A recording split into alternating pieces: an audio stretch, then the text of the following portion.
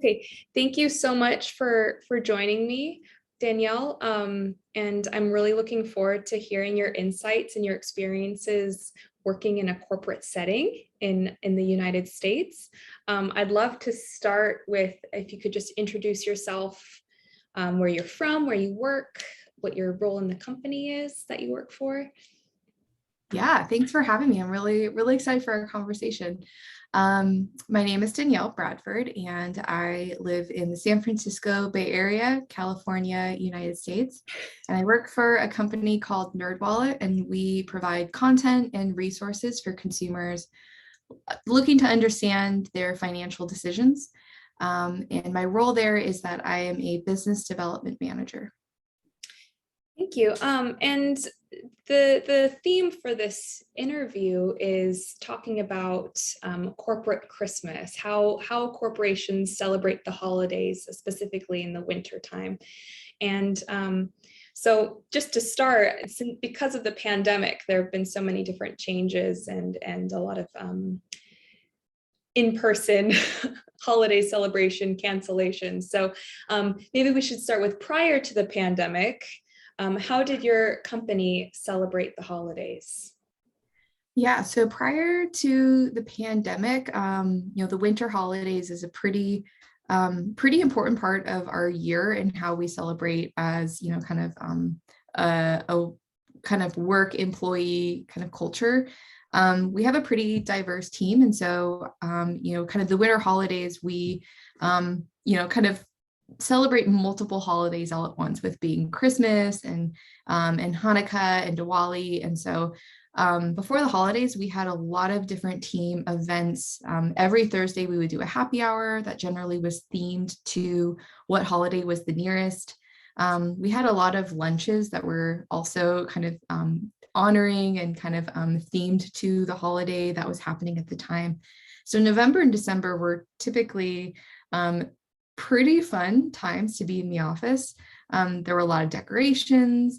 It was also a time of year where a lot of specific teams would plan outings where they were coming together outside of work to do some sort of fun kind of bonding experience or activity. So for my team, we've done different kind of happy hour things. Some teams would go and do, ice skating or some sort of activity of cookie making. And then as a company, every year we did a winter holiday party. And so this was something that was outside of the office, hosted at some sort of usually fun event center. And so there would be food and music. Everyone would get super dressed up. Everyone would be very excited to be there.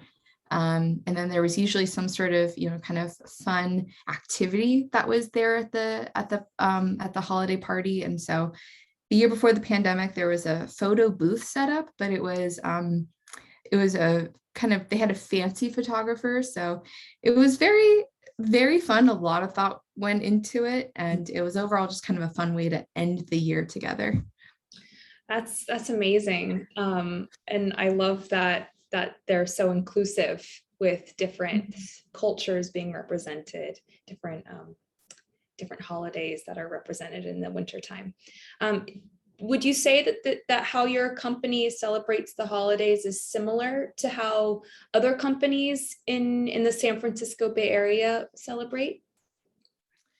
That's a good question. I think there are a lot of similarities. I think I see in kind of American, US-based culture, corporate culture, a lot of focus on end of year and winter holidays to reward employees with parties and that kind of celebration.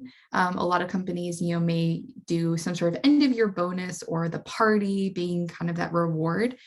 I think the way that we do it feels unique in, like you mentioned, the inclusivity. It's not just winter holiday or Christmas, but really is thinking about kind of who our employees are and what they're celebrating. It was fun for me personally learning about all these, kind of different holidays that fall during this time. I would also say the level to which we had different events or different teams got budgets to run their own events, that felt pretty unique. I don't think I know there are definitely companies that do that, but we felt like we were getting more than maybe some of the other companies, more emphasis. Mm. So how many people were in your team, would you say, just on average year, how many people are involved in these events, the smaller events that you were mentioning? Yeah, so the smaller events, it would depend on the team, generally less than a dozen. So it kind of ended up being pretty having that kind of small, intimate feeling of these are people that you may work with pretty closely, but it's all very work oriented. So having this time outside of work to learn more about them was always a great time. Yeah. And then for the larger events like the Christmas or the holiday party that was across the entire company, I don't actually know how many employees are there in your company at So Nerdwall. pre-pandemic, we were just about 400. Okay. Yeah. Okay. So that's Not kind all of, of them were not all of them were based in the San Francisco Bay Area, so not all of them would come out to the party, but we definitely would have a turnout of a few hundred. okay. And was there any kind of celebration for those who were working remotely pre-pandemic? So those that were working remote pre-pandemic were welcome to come to the Bay Area. I'm not sure how that worked, if whether they were flown out or kind of if they were hosted, but I do know that like at the holiday parties, I remember seeing quite a few folks that I worked with more closely who were remote, and so it was always great seeing them face to face, getting Oh to yeah. meet them in some cases. Yeah, I can imagine. So just focusing on this work party, what was the typical approach to attending the work party? Is it a time to network on a professional level, or was it meant to gain more personal relationships with your fellow colleagues and superiors, or maybe was it a combination of the two? So I think the first thing to note about these parties and really any sort of outside of the norm work event is there's very much a 100% no participation is required policy. And so it was really important, I think, for our culture. I think I see a lot of company, kind of the US based corporate culture of trying to make sure that no employee felt pressured to attend, especially the after hours. Recognizing a lot of employees have parenting duties or family caregiving duties, where it's difficult to try to plan a full night away. And so for those who did choose to participate in kind of the holiday party, I would say the probably primary focus was building personal relationships. There definitely was, always the chance to talk about work, to get to interact in a unique way with your boss, your boss's boss, your boss's boss's boss. Um, but generally, there is a almost unspoken tone of not talking seriously about work, of really using those kinds of holiday parties to be lighter and to be a little bit more celebratory of, we work hard at my company throughout the year. And so these kinds of events are meant to be really rewarding and celebratory, not just another time to be really kind of nose to the grindstone, which is a phrase we use to talk about working hard. Right. Yes. And that's a really interesting point to make, as that's very cultural to the US to form those personal relationships with colleagues and with your boss and your all the way up the corporate ladder. So now that the pandemic has occurred and is in full force, I'm just curious how your company has adjusted to how they're choosing to celebrate the holidays. I suppose last year being 2020, when it was the first year, I'm sure there might be some changes as opposed to this year, 2021, where there's the vaccination schedules and things like that. But just in general, how has the company adjusted? Yeah, so I think we're pretty unique in that during the course of the pandemic, we've actually become a remote first company where, throughout the last almost 2 years of our hiring, we've not been hiring to one specific location, but really looking to where the talent is. And so we've accommodated our culture and our working processes where we have teammates who purposely are spread out all over. And so this year, even though, even with vaccinations, our holiday party, which is actually tomorrow, is remote first. And so this is also, they've planned it to account for different time zones. We actually have office in England.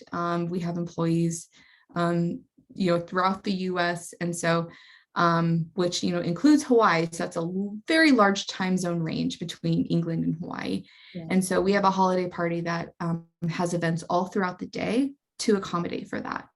And so everything will be on the Zoom, digital, which is exciting. It's definitely a shift from how we've usually thought about the kind of holiday party. So I think we have a pretty strong people operations team who I think have been adjusting well and are very committed to, how do we keep that holiday fun and celebratory spirit alive? And I do recall you, because I know that your company, your team operates through Slack, right? And you have a lot of different Slack channels that are not necessarily work related. Yeah. The cats Slack channel, you mean? Yeah, cats. Celebrating cats. All the cat lovers. Yep. Yeah. And I think there was some cooking channels and different channels for the entire company, right? It's company-wide that these different channels are open for people's interests, for employees to connect, right?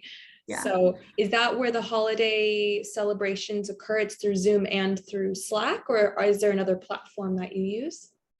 Yeah, so it'll be Zoom and Slack. Yeah, which is pretty fun. Slack is great. That's pretty interesting that it's great that they're able to accommodate to the different time zones through having just a full day of different activities for those to partake who can actually partake. And I want to segue a little bit away from holiday specific celebrations, but to just overall company perks. I want to talk a little bit about it because I know that we've talked a little bit about some of the perks that your company provides, just aside from salary and bonus, and aside from the benefits that you might receive, such as healthcare, because in the US it's sponsored by your company, or retirement savings plans, those kinds of benefits aside, what other kinds of perks do your company provide for its employees?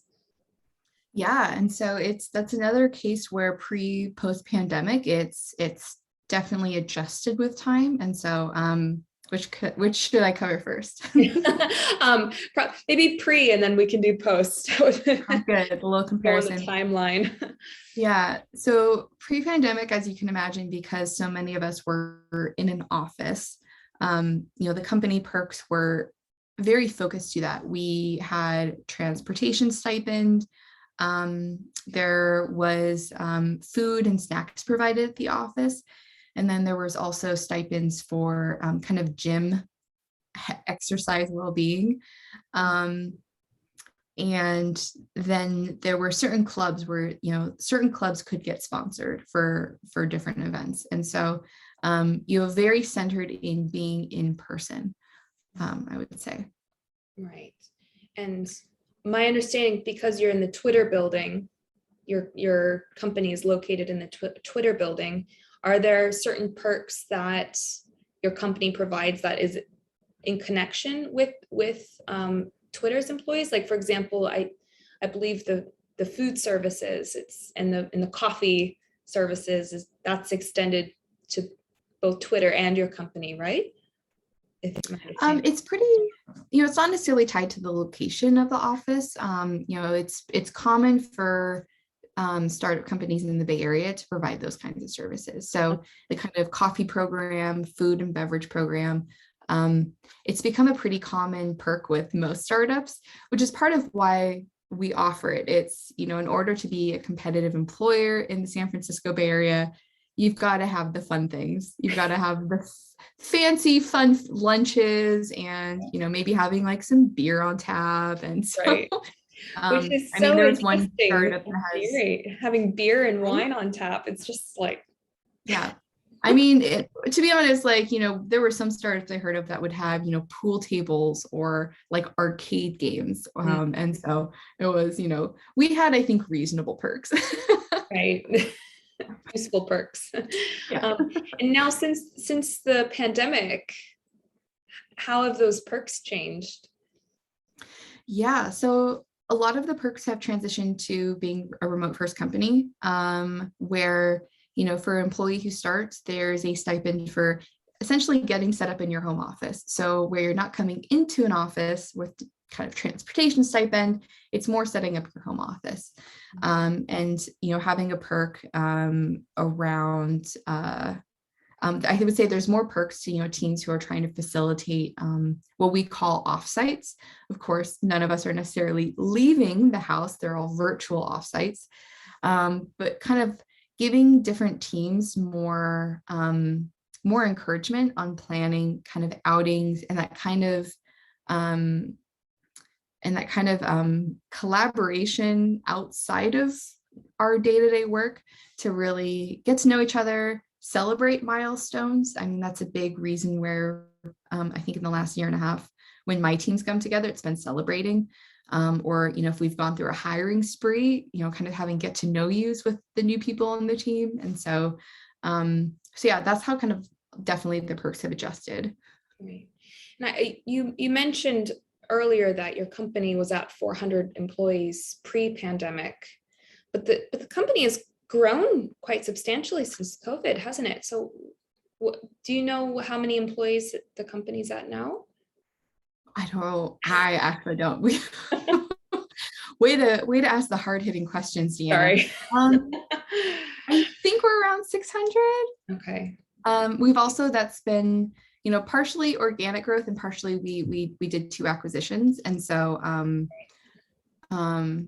yeah, let's say 600.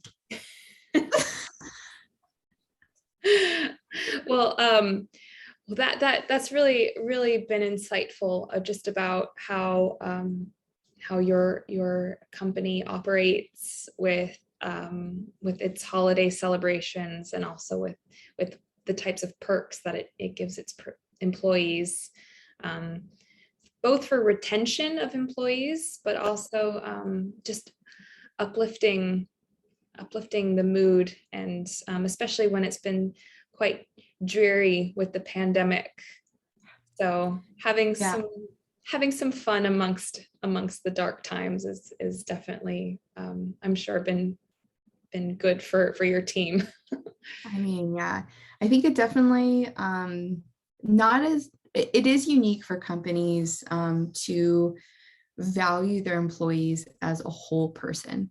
And so that's something that I think through the perks it provides and kind of the way holiday spirit is expressed, I think my company is probably pretty unique of putting their money where their mouth is, another very American colloquial phrase, for proving of what we say our values are and actually showing that we live up to those values. And so yeah, I think it's definitely been especially meaningful during the pandemic. It's something that was part of our culture before. I expect will very much be part of our culture after. And no matter how we adapt to remote, to kind of wherever like the company growth leads us, I think it's been really great to see the continued effort. And it really feels like a company investing in me as an employee, knowing that investing in me means, of course, I'm going to want to produce results for them. I'm going to want to contribute and really make sure I'm growing. So it's ultimately in their best favor too. Yeah, great. Thank you so much again for taking the time to meet with me, and I really value your insights And I hope you have a happy holidays. Very Merry Christmas. Yeah. Happy New Year. Thank you. Thank you for having me. And happy holidays and Merry Christmas and Happy New Year and all of that to me too. All that good stuff. All right. Thank you.